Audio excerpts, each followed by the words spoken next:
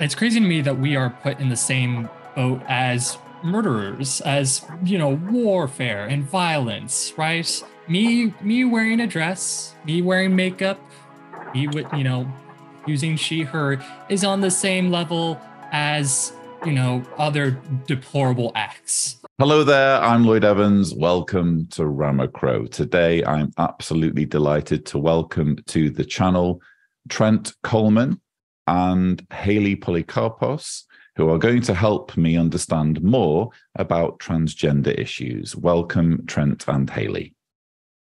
Thank you for having us. Appreciate it. So as I was just saying off air, I do obviously have opinions on this. I think the transgender movement has attracted quite a lot of hatred in recent years, and it's certainly something that's coming more to the forefront. But rather than me just running my mouth, I think it's really important to just listen to people who have lived experience with transgender issues. And that's why I've invited you both onto the channel to express yourselves and particularly express what it's like to navigate these issues from the perspective of an ex-Jehovah's Witness.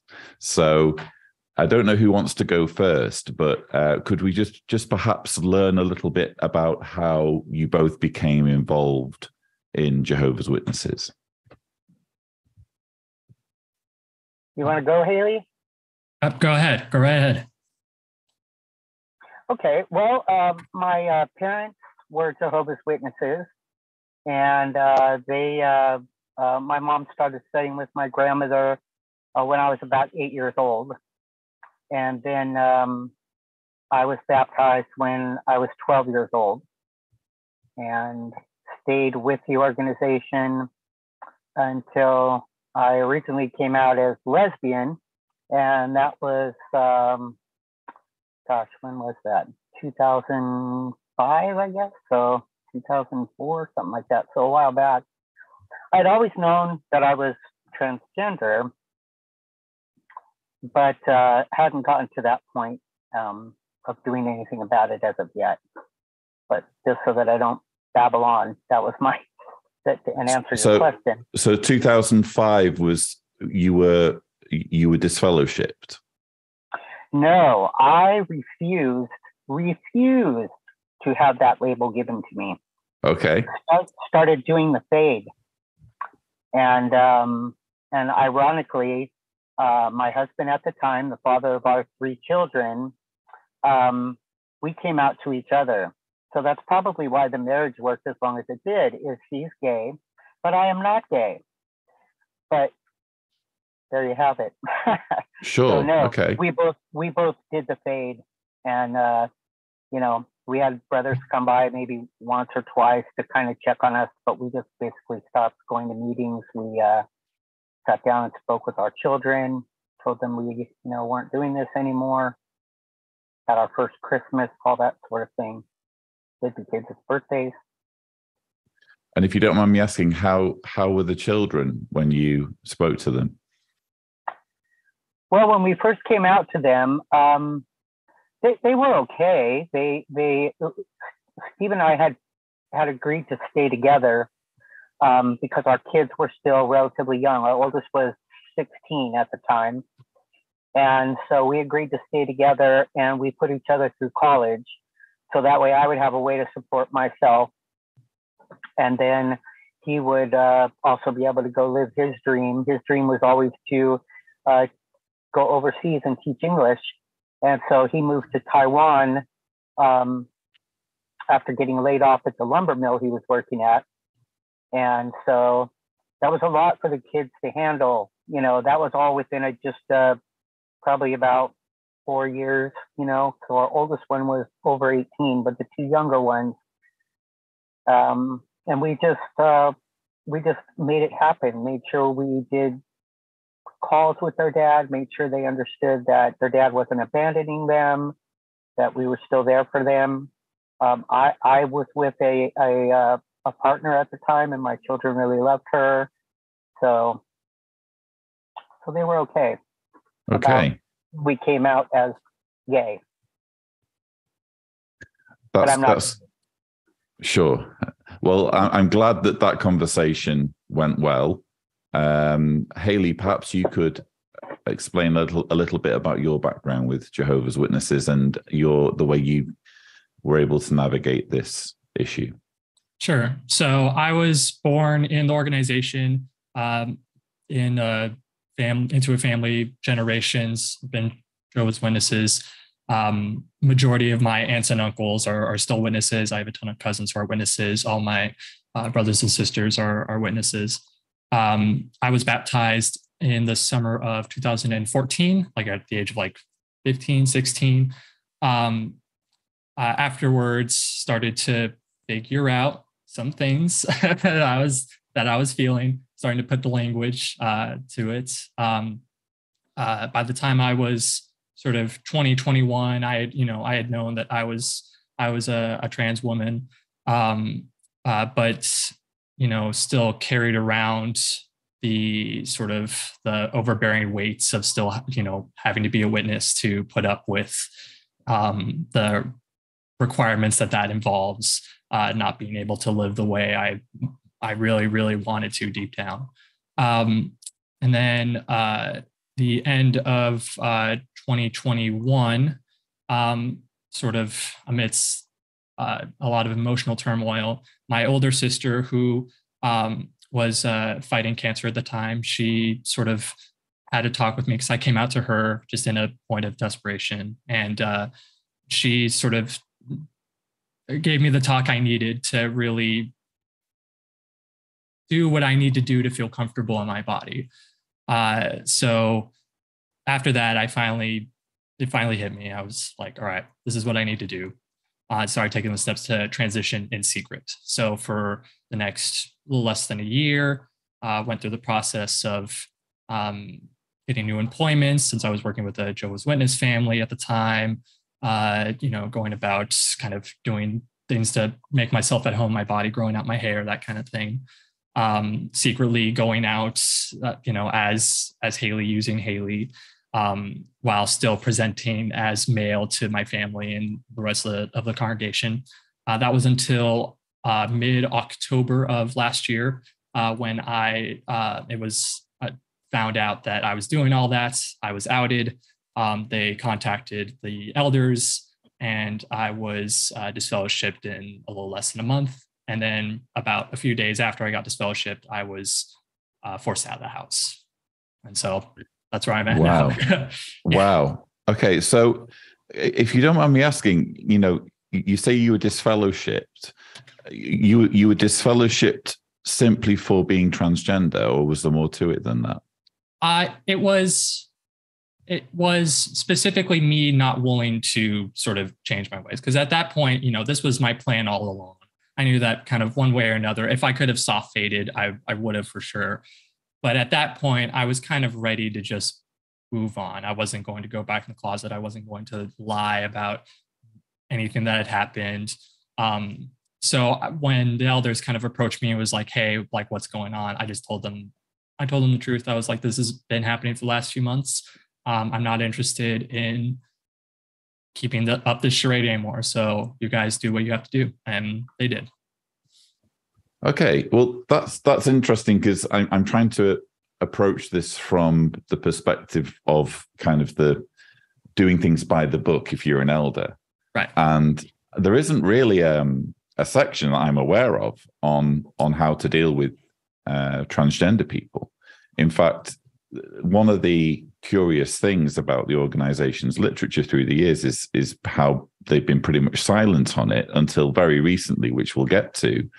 But certainly in the elders' guidelines, there's nothing that says if a man starts identifying as a woman, this is what you're supposed to do if they refuse to listen to you. I suppose there are certain aspects of the guidance that could be interpreted as saying, well, if someone's refusing guidance of an elder, they're manifesting such and such a spirit. But was there anything kind of in your relationships that you were having that they were that they were kind of zeroing in on or anything? Specifically the one with my partner. So my partner is the one who their mom is the one who outed me. Went through their phone, found text messages between us, talking about all this stuff. So I'm sure like that, them zeroing in on the fact that I had, a queer partner. We were both, kind of on our way out, trying to get out, but secretly. So they were kind of zeroing in on that, but and like you said, to the sort of aspect of like me not taking, I guess direction well, right, and not, like you said, the spirit isn't there. But yeah, nothing else other than that. Okay, well, thank you so much for sharing that, Hayley. It's very, very disturbing to see the way this organization has treated both of you. And if I'm trying to picture myself in your shoes, it must be, well, first of all, it's very disorienting just to learn that it's not the truth, that your whole kind of framework of reality is distorted, and that you're part of this kind of corrupt, exploitative, abusive organization.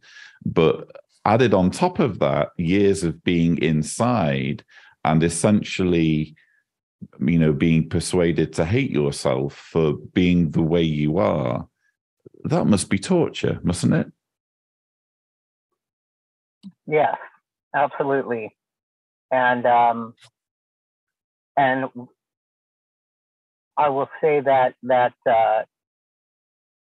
trying to grapple with those feelings, it made it very challenging when I presented as a woman to sort of keep my mouth shut, to sort of,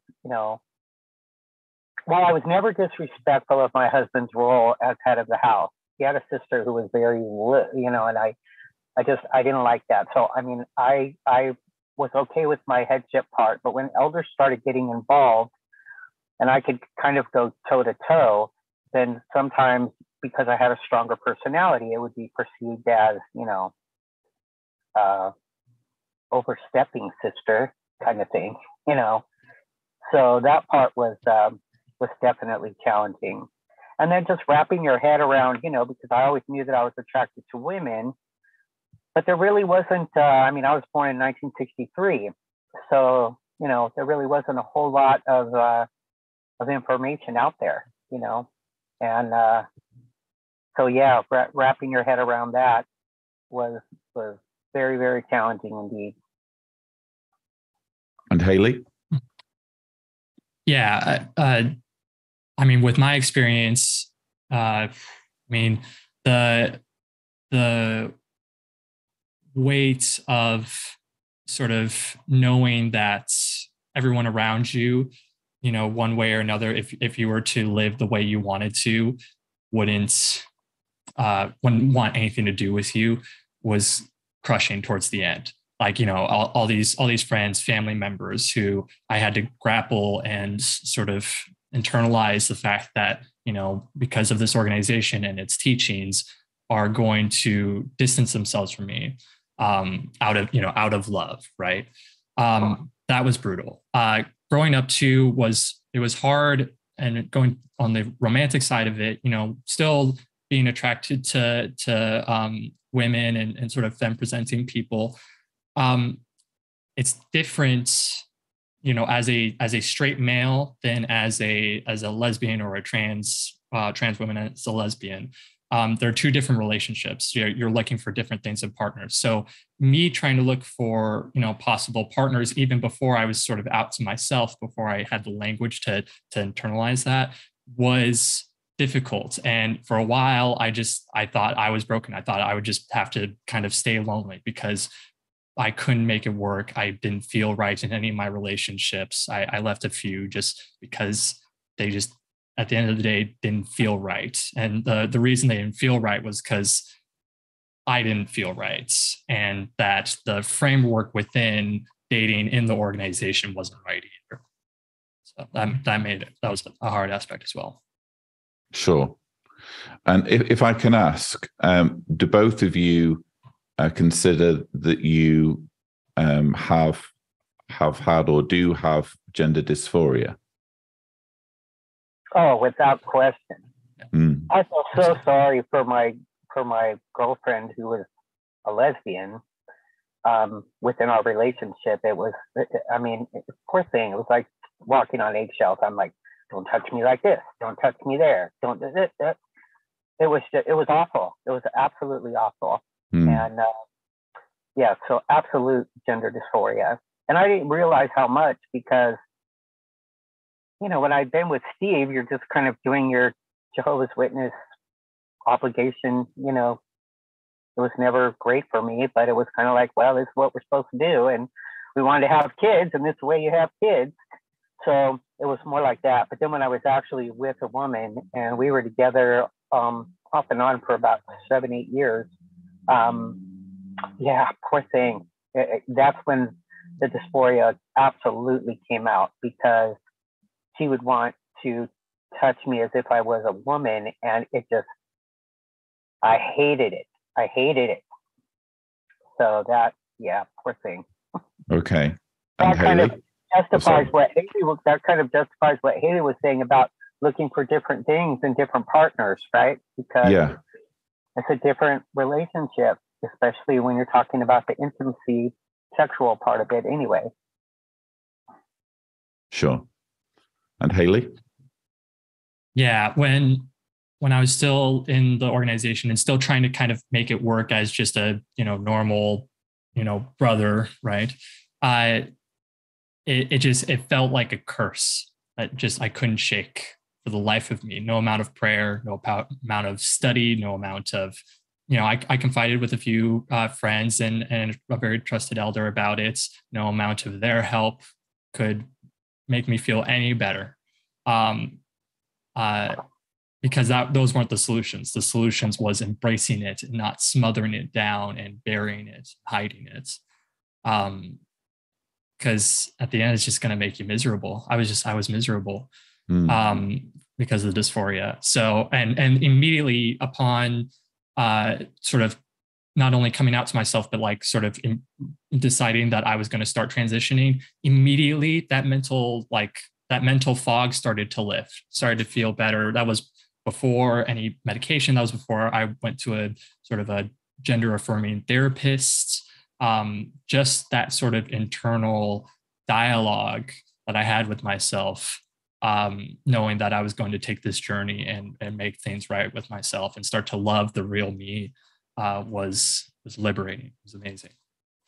How would you both compare your experience speaking to elders or positions of authority within Jehovah's Witnesses regarding your gender dysphoria and speaking to trained health professionals? Go ahead, Hayley. Okay. I mean, so the elder I confided in, he was, you know, he tried his best, but he obviously wasn't familiar with this at all. You know, he kind of gave the kind of bare bones of like, well, we have to, you know, wait on Jehovah. You know, the new system is just around the corner. You know, it will all be better, and you know, eventually. But for now, you just got to stay the course. I'm here if you need anything. You know, very trying his best, but you know, within the framework of the organization. Versus when I had found my gender informing therapist, she was immediately, you know, on top of things. You know, had experience with other transgender people, so knew what to look out for. She was also familiar with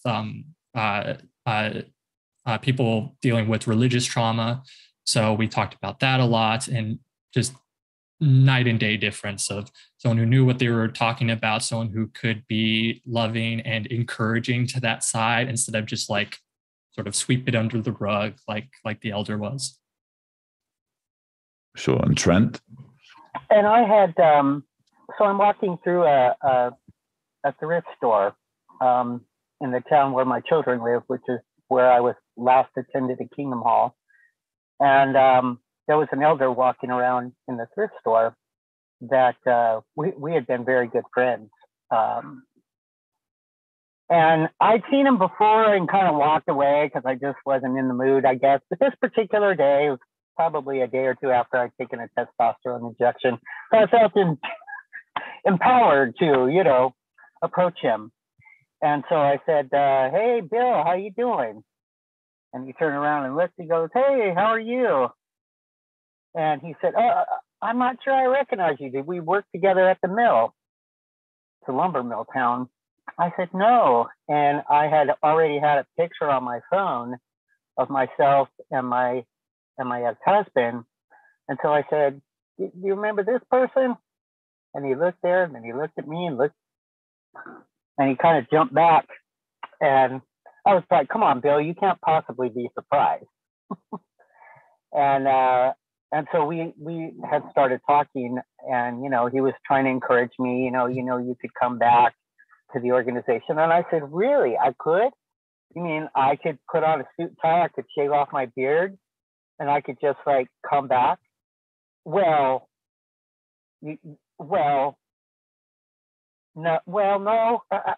It was very confusing to him.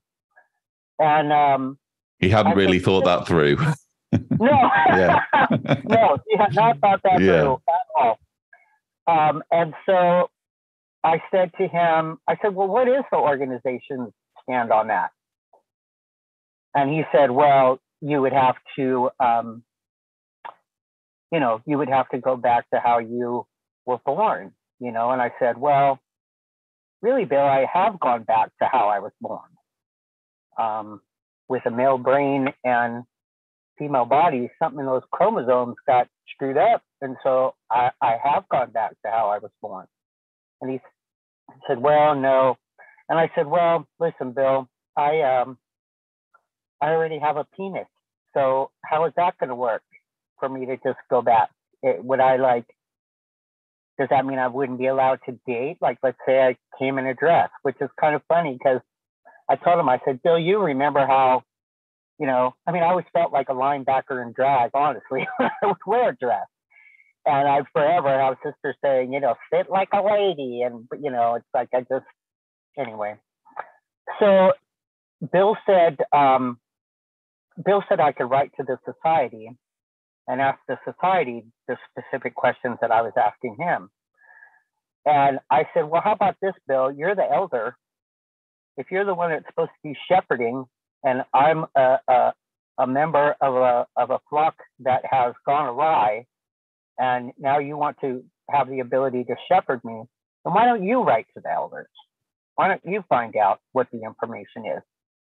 And then get back to me and see what they say, because I'm very, very curious. But I think as elders, that's your responsibility. I don't think you should put the onus of that on me, because the information that I found, really, there's not much to say. So there's not really anything that says that I couldn't just come into a kingdom hall. And there's not anything that says that, say, for example, I had gallbladder surgery, or I had some other sorts of surgery. Nobody comes into the kingdom hall and says, we need to sit down, brothers, because this is the surgeries that I've had, and you have to write them down. So as far as I'm concerned, I should be able to present as the man that I am. If I would like to date a sister, then how my, surgeries work, and that should be a private conversation between she and I. And he's like, well, no, that really. I said, well, and I pointed out to him the questioning in his own voice. I'm like, you can't tell me for a certainty or point to a scripture that specifically is backing up what you're trying to say, or point me even to, any specific thing that this society has said. Mm. And so I sort of left it like that with him. And then with my therapist, it was completely different. Just like Hayley said, very supportive, had experience. I pretty much just saw the therapist just very briefly to go ahead and get everything rolling. But, it was liberating. Once I saw the movie Becoming Jazz, and then I had the opportunity after I started transitioning to meet Chaz Bono and talk to him about his movie. It was I cried through the whole movie, and I was with my partner at the time, and she was like, you can do that. I said, how can I do that? I can't do that. And then Obamacare came around, and insurance companies would cover it, and you wouldn't get knocked for pre-existing conditions and all of that. And so, man, once that opened up, and then I got an opportunity to tell Chaz that story and thank him for really, really just making it crystal clear what I needed to do. And so, I was almost 50 when I started my transition, so I was ready. Well, yeah, you could say that again. Long time coming. If I could ask both of you, a really important question, and we'll start with Hayley. How would you say overall that your quality of life has changed since transitioning? Has it improved? Is it broadly the same? How would you describe? I mean, before I had that conversation with my sister, I was at my wit's end. Trigger warning. I was days away from not being on this planet anymore. Right. It was just too much for me to handle. And now, I mean, there's so much love and joy and beauty now in life. Though the last year or so has been traumatic and rough, and I've had to start over my life, it's now just to the point where I can be me, and it's beautiful. It's wonderful. I have so many plans and ideas and things I want to try now that I'm out of the organization. And it's absolutely improved my life course. Yeah. Fantastic. And Trent? Yes, 100% much better. I mean, I'm not going to say it's easy. I was at that point, that trigger warning that Hayley described, when there was a glitch days before my surgery, my top surgery, and we were literally at the point of going up the next day to have the surgery, when all of a sudden there was an insurance issue, and it got postponed. And then we got near that date again, and it was the same sort of thing. And I was livid, and I said, listen, this gets done this next time, or if you need to get back to me, I'll be at the bottom of the lake by where I live. So I was very specific about that. And so at that point, I said, either this is a real thing or this is not a real thing, but you can't just be dangling things out. And pussyfooting around with trying to get, the insurance to kick in, or whatever it is you guys have to do on your end, to make it happen. So definitely once the surgeries happened, my quality of life was absolutely stupendous. And I was, I keep it real about everything. So I'll just say this: if Tibor is, wants to edit things out, then of course he's gracious and he will do that. But I went to my high school reunion and called the person that I've had a crush on forever, and we went and we spent the weekend together at my high school reunion. And I have to say that it was the most incredible experience of my life, because I had never been intimate with anyone in my true body and my true self in every way. And it was, off the chain. I don't even know what to say. You don't have to go into details, but yeah. I won't go into details, but in some respects, it made me wish I could have started my experience as a younger man. But you know, what the heck? Yeah. Better late than never. Sure. So that aspect of quality of life, that's an important part of your quality of life. And so that's the only reason why I'm saying, well, it's crucial. It's crucial, isn't it? Our sexuality is who we are, and, we need to be able to enjoy life. If we're not enjoying life, then, you've both spelled out what can be the alternative in people's minds. I guess there will be some watching this video for whom transgender issues are almost like a completely different language. There's certainly a whole lot of controversy. I'm on Twitter, so I see a lot of kind of so-called wokeism controversy where people are talking in a very dismissive way against transgender people. And for me, it all boils down to compassion. For me, if I'm looking at a community of people who are very much in the minority and who are on the receiving end of hatred, I want to know where they're coming from. And for me, it's just simply about researching gender dysphoria and learning more about it. And when you actually research it, and it has been depicted in films as well, like you mentioned, you immediately think, here's a scenario in which you're not comfortable in your own body to the point where life is unbearable. I can fully understand why people would want to do something about that. Now, of course, not in all cases do people need to go down the surgical route, but in many cases they do.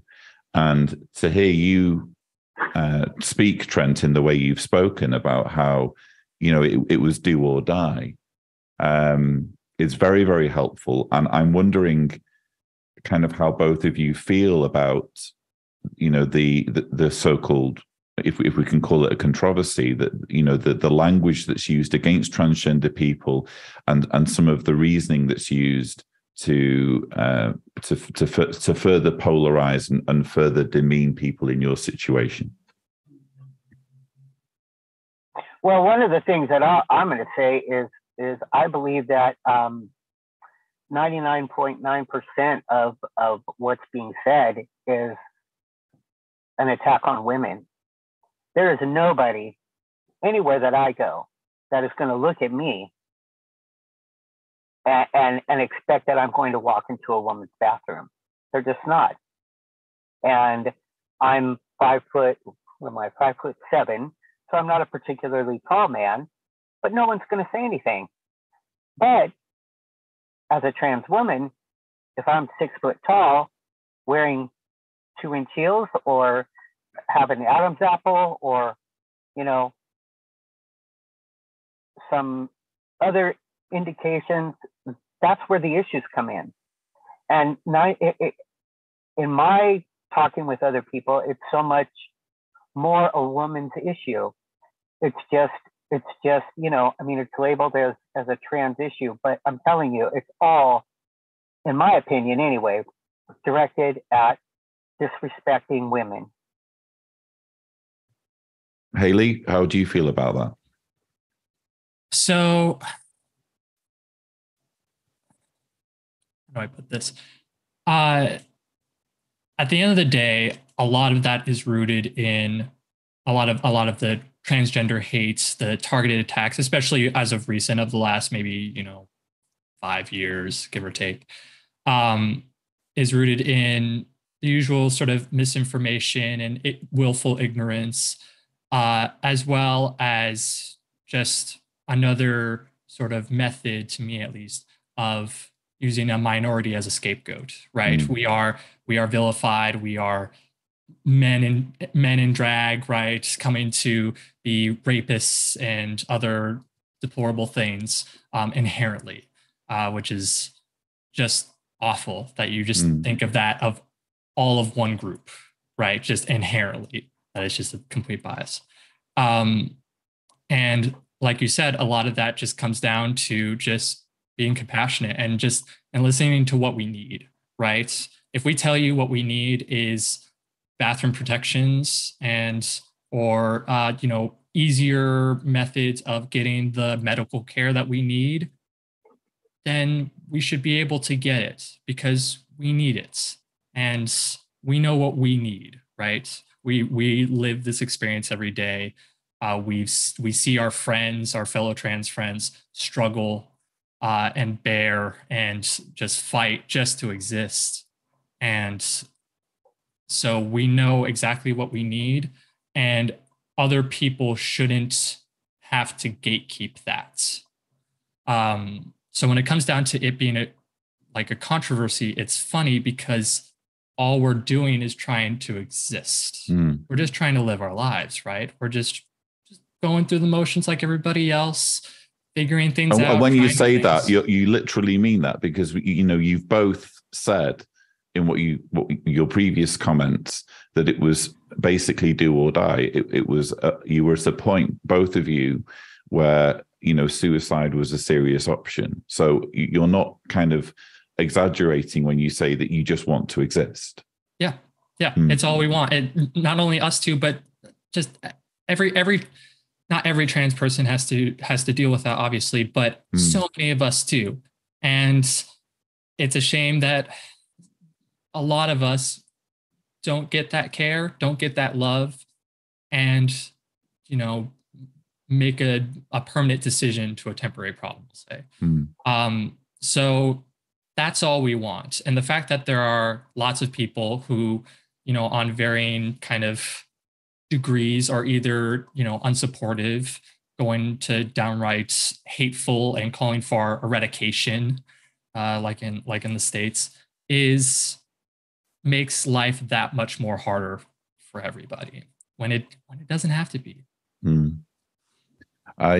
One video that was very helpful for me when I've been kind of trying to inform myself on this issue was a video by Katie Montgomery, who perhaps you may have heard of. If Tibor is gracious, a thumbnail will appear. And Katie did a fantastic way of just breaking down, where all of this stems from, and the fact that you mentioned misinformation earlier, Hayley. It's almost like we grew up on propaganda that demonized trans people. And an example that was given, which really made me think, oh gosh, yeah, was Ace Ventura. Because I loved Ace Ventura, in my teens. I thought it was hilarious.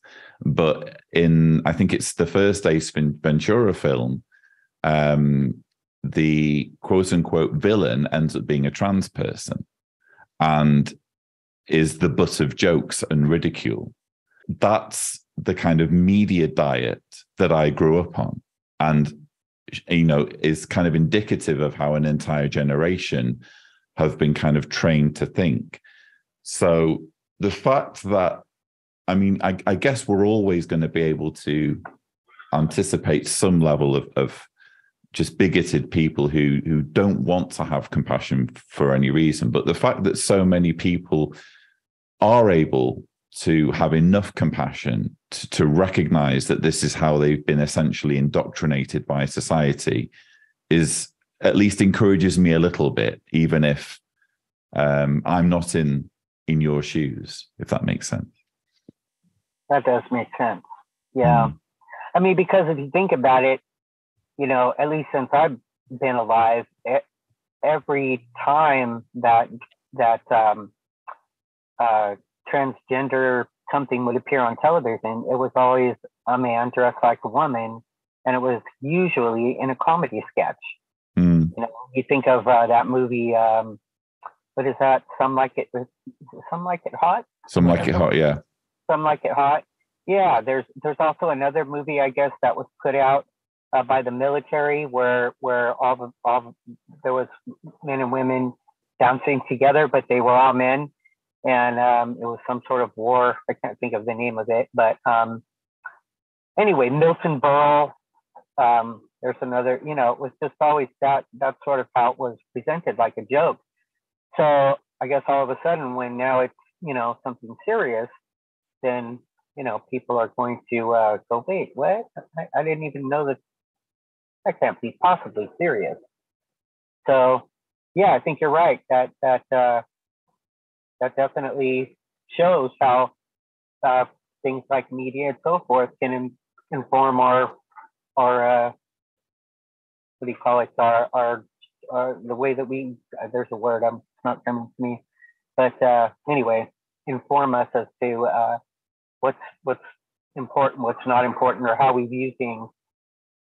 And going back to sort of the JW side too, at least for me, my only sort of concept of a trans in this case, trans woman, was, like you mentioned, Ace Ventura, because growing up in the congregation, you don't see any trans people. You're encouraged to only associate within the organization. Maybe, a coworker, if you work in a sort of a worldly place.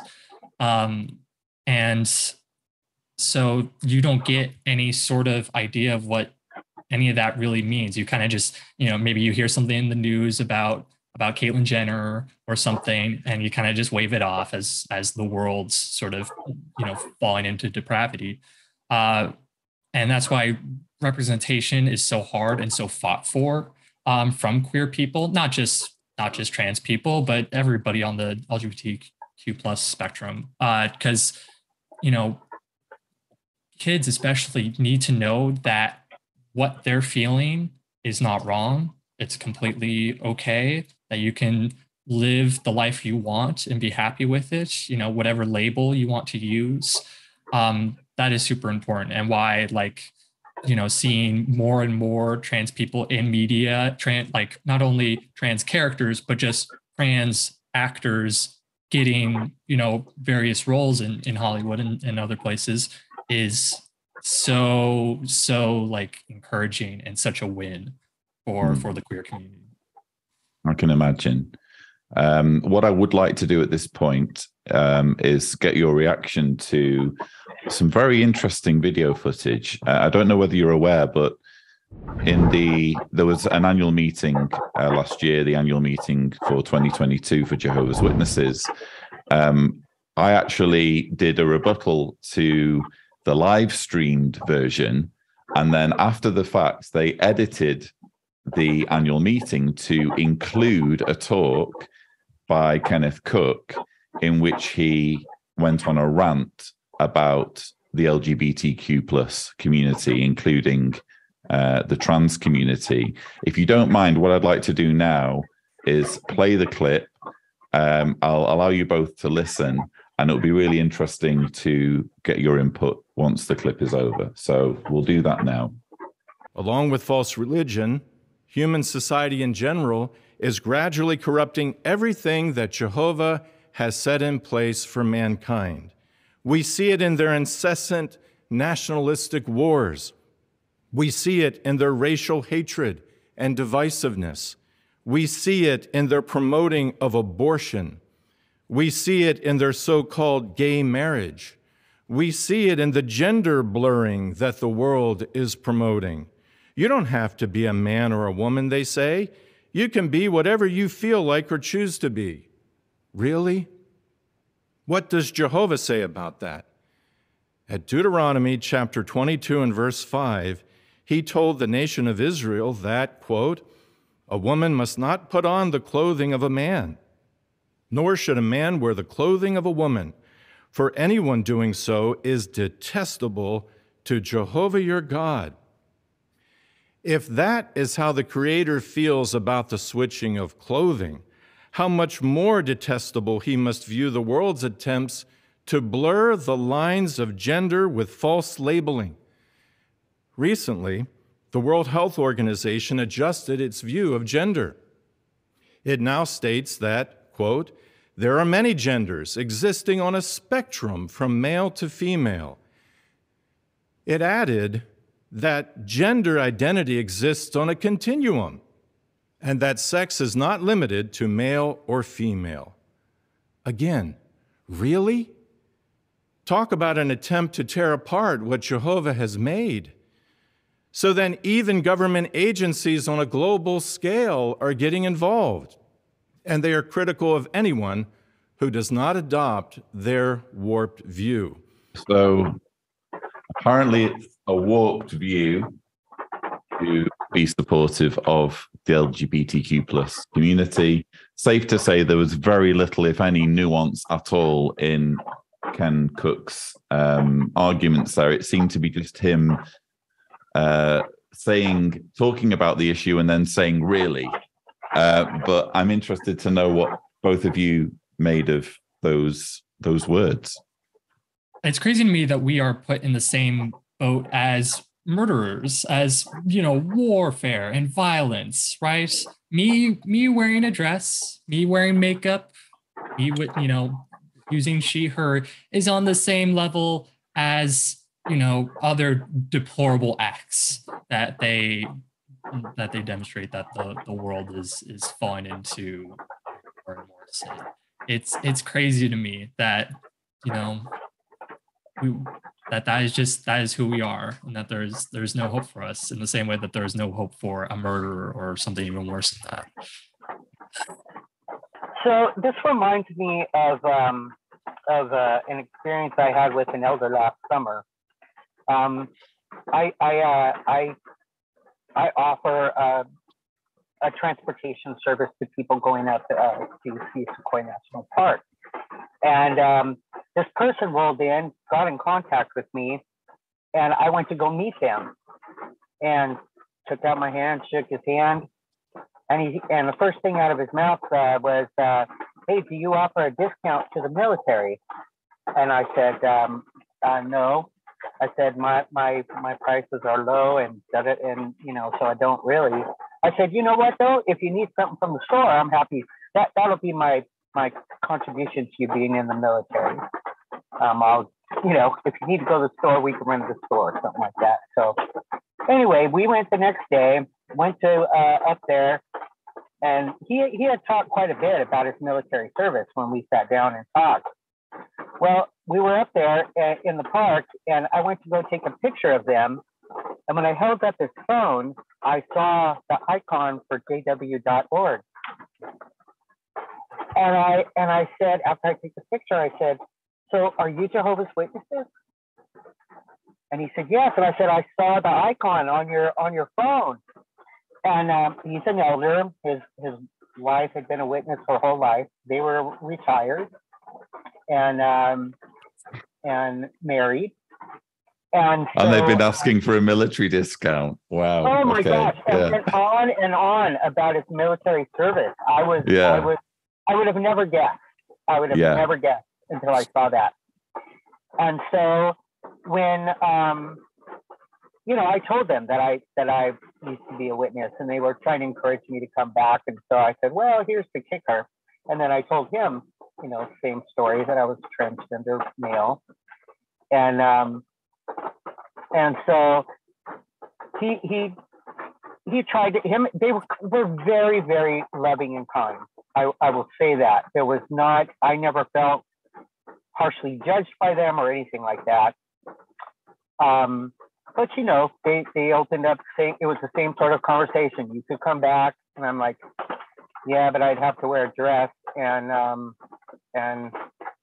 it just wouldn't work for me. I couldn't come back unless I said maybe I might consider it if I could come back as I am. That's if the congregation has evolved to that point." So anyway, we went on with our thing and came back, and they invited me in to their RV. So I thought, wow, okay. So we sat down, started talking, and that was one of the scriptures that he had mentioned, because I had asked about, Bible, kind of what does the Bible have to say about that? That was one of the scriptures that he had mentioned. And I said, how about this? Why aren't fat people disfellowshipped? I mean, I've seen some people in the congregation that are severely obese. And he said, well, oftentimes that's the case because they have a medical issue. And I paused and looked at him. I said, really? You mean a medical diagnosis?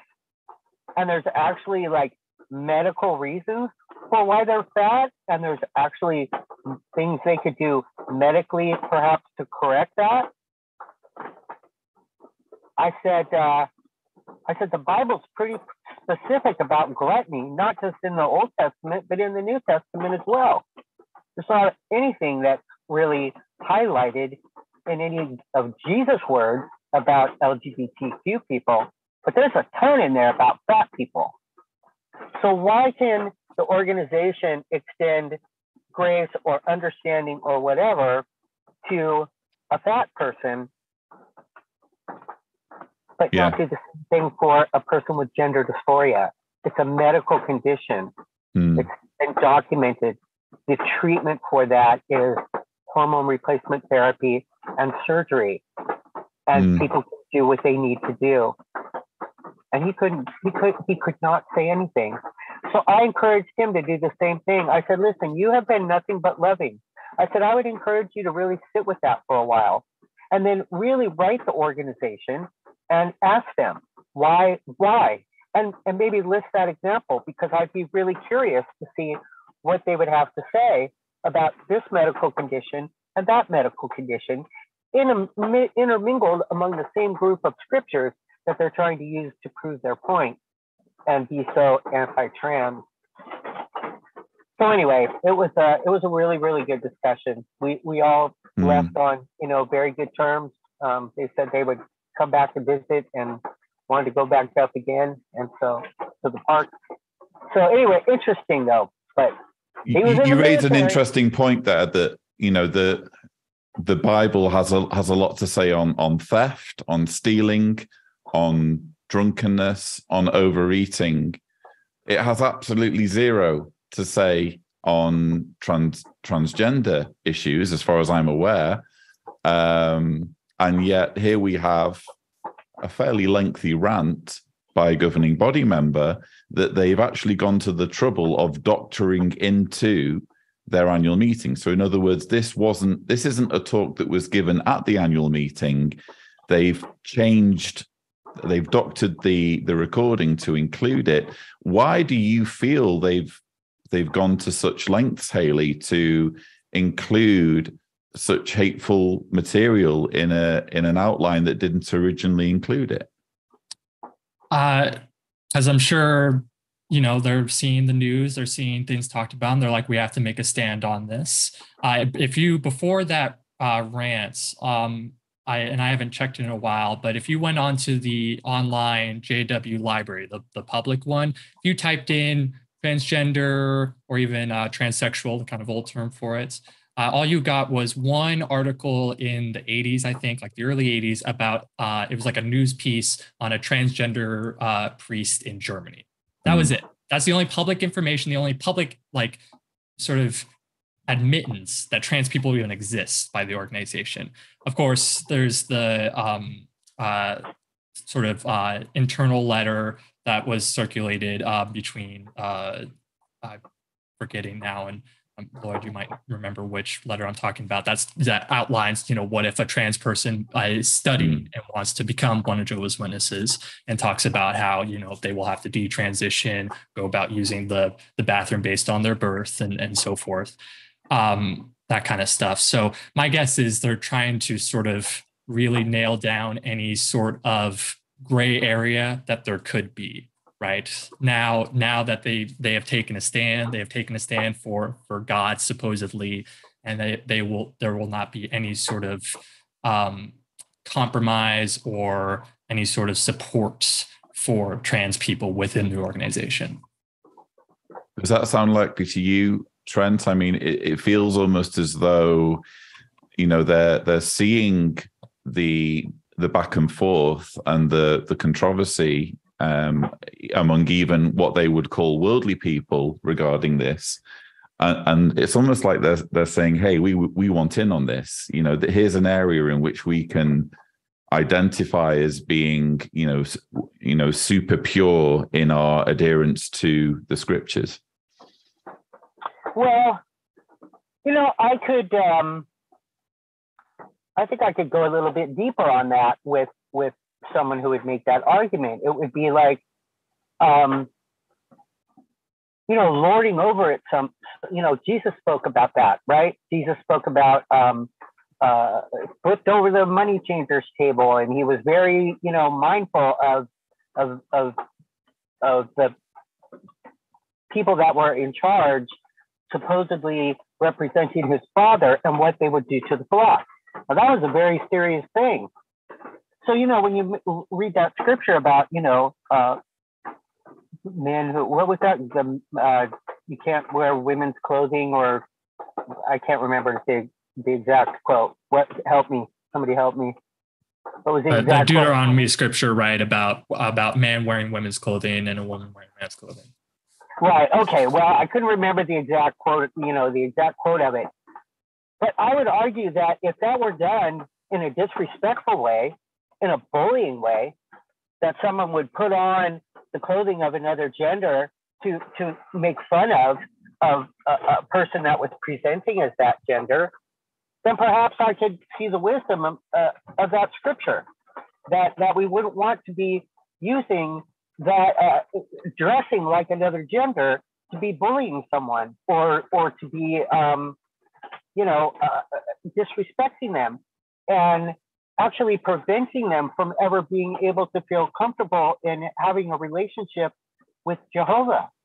Because at that point, as elders and as an organization that is supposed to be wanting to represent Jesus and be loving and bring people into the flock, how are you going to discount a whole section of people that Jesus had absolutely zero to say about? But you can use that scripture in that people should not be bullying other people that present in the gender that they are.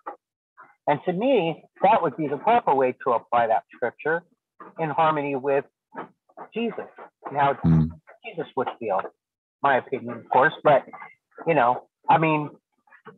the way that brother spoke, if there had been anybody even having an inkling of a thought of wanting to become one of, Jehovah's people, and they were didn't identify in a specific gender, somewhere on the spectrum, trans, whatever, what a slap in the face. In that moment, it makes me feel, even just talking about it, I feel my blood pressure up. It makes me feel enraged. I feel like Jesus must have felt when he flipped the tables over. Like at that point, I want to say to that Kenneth guy, how dare you? How dare you talk to human beings like that you know nothing about? Because there is nothing about what he said that was Christ-like at all, period. Full stop. Absolutely. Well, listen, I have to say, this conversation's been enormously enlightening for me, and I'm sure for my audience. And I'm hoping that we'll maybe be able to have opportunities to revisit this conversation in the future, if either of you are up for that, or both. But I do just want to conclude by asking you both to just express what your sentiments would be to someone watching this who is either a Jehovah's Witness or ex-Jehovah's Witness, who identifies as trans or queer or gay and feels as though they're being held back by their beliefs, or to someone who dismisses transgender people outright, claiming them to be in some way entitled or some kind of abomination in some way, who subscribe to the kind of bigoted thinking that kind of populist personalities are putting out there. What would you have to say to both those sets of people? To the bigots, it sucks to suck. We're here and we're here to stay. And there is nothing you can do to fully get rid of us. There is no amount of hate that will ever conquer the self-love and the love we have for our community. To those who are, still Jehovah's Witnesses, but who might be feeling like they are trans in any way, I promise it's okay to give yourself that space to properly love you, all of you, 100% of you. You do not have to take the sort of doctrinal abuse that you have already taken. To those that are ex-JWs and who are trans, continue being you and whatever that might look like for you, because not only is it important for you, but it's important for others too, to see that and to sort of live the life that you want. Very well said. And if we could also hear from you, Trent, what would be your message, both to, as Hayley puts it, the bigots, to those who kind of want trans people eradicated or who sneer on the whole concept of trans people, and to Jehovah's Witnesses or those from a cult background who are wrestling with feelings of almost denial and discomfort due to not being accepted? Well, I'm sort of with Hayley as far as bigots go. It's kind of like bigots are going to be bigots, and there's only so much that you can do about that. As far as maybe Jehovah's Witnesses that are watching this video right now, I would encourage you to really look at things through the prism of love. Look at it from a place of love. When you look at something from a place of love, it softens you. It brings out the compassion. It brings out the fruits of the Spirit that you're supposed to be manifesting as one of Jehovah's Witnesses. And then really take the time to look into the medical diagnosis of gender dysphoria and look at that. And I would encourage so many of you to write letters to the organization. Write those letters from a point of compassion. Ask them, where is their compassion? Where is their love? And if this organization is following Jesus, and there should be a place for anyone, right? Like, as far as like marriage, I mean, marriage is a beautiful thing. Why the society has an issue and why that brother spoke so harshly about gay marriage. It's like, isn't that the point? Again, a prism of love. The point is, you court someone, you come to love that person. You want to spend your life with that person. This can all be done very morally. And marriage is a wonderful, beautiful thing. And if you believe that that has a space where God needs to bless that, then what difference does it make whether the person, whether it's two males, two females, a male and a female, when you look at it from the prism of love? And of course, we know that God made Adam and Eve because that's how procreation occurs. But that doesn't mean that women were put on this planet simply to be incubators for babies, and that men were put on this planet simply to impregnate women. It's like, that's, come on now, a prism of love. So that's what I would say to Jehovah's Witnesses that are watching this. And non-Jehovah's Witnesses, the same thing. From wherever you're coming at this from, tap into that part of yourself first. Do medical research first. Have an informed opinion, not just an opinion that you just pulled out of the air based on your own prejudice that you haven't even discovered about yourself because you've been conditioned to think a certain way. And so, boom, that's your first place to go. Well, maybe that is your first place to go. Which that be the place that you stay? And that's the question that you need to ask yourself. But everything can be approached from a place of compassion, humanity, and love, and education about the specific scientific evidence and research that's been done. And then if you still have an opinion about it, well, you're entitled to your opinion, but that's, that's just what it is, your opinion. And, but please make it from a place of love and make it informed. So that would be what I would say. You can't go far wrong if you come at a situation with love and compassion, can you? And I definitely echo your words about researching gender dysphoria. And in fact, I'm going to drop a link in the description. There's actually a really interesting or very informative NHS.UK page from the UK government with an overview of gender dysphoria. I'll just read the first couple of paragraphs. Gender dysphoria is a term that describes a sense of unease that a person may have because of a mismatch between their biological sex and their gender identity. This sense of unease or dissatisfaction may be so intense it can lead to depression and anxiety and have a harmful impact on daily life. It sounds like both of you have been incredibly brave and courageous in, at whatever stage in your lives, finding the courage to counter, to identify this cause of distress and anxiety and do something about it so that you can enjoy your lives, which is very obvious that you're both now doing. So well done to both of you for taking those necessary steps. Well, and I thank you, Lloyd, for doing this.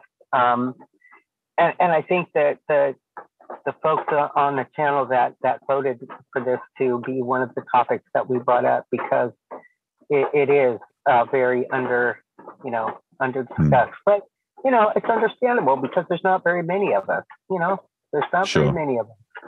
So it's a small segment of society, but boy, oh boy, are the other side just totally being loud about it, about things that they do not understand. But anyway, I appreciate that I appreciate the folks on the channel that voted for us doing this, and I appreciate you for reaching out and letting us happen.